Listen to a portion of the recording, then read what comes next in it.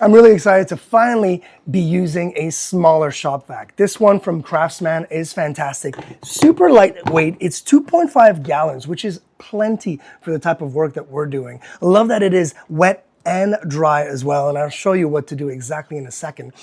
It does come with a really nice hose, very, very simple obviously to use. You've got two intakes, or outtakes I should say, one for that suction and one for blowing. So of course, one or the other, you can use it as a blower as well, which is nice.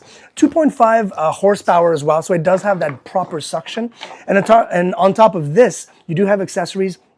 This one being my favorite because I'm able to get into those cracks by the windows, by any type of like little piece that I cannot get with this one here. This one is great for the car. This one's great for any type of carpeting or things like that. Very, very easy. But this one's definitely my favorite because it does really focus that suction power, which is great.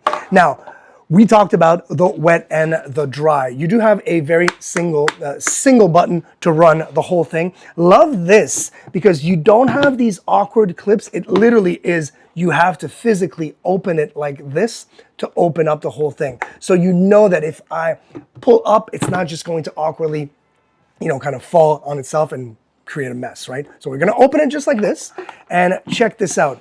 This filter is replaceable, obviously, and this is the dry filter. If you know you're gonna be tackling a wet job, simply take this off. You've got a nice little kind of seal here, like an elastic, take it off, and now the motor is able to get that wet, literally that water. If you've got a stain that needs water in there, or even if you have a little bit of little water, we use it on the sink all the time. If we've got some clogs and things like that, use that with this, zero issues. That water is gonna go right in here, and then very easily, because it's such a smaller, compact unit, very easy to carry around with you as well. So yeah, very excited to actually have a proper unit for once.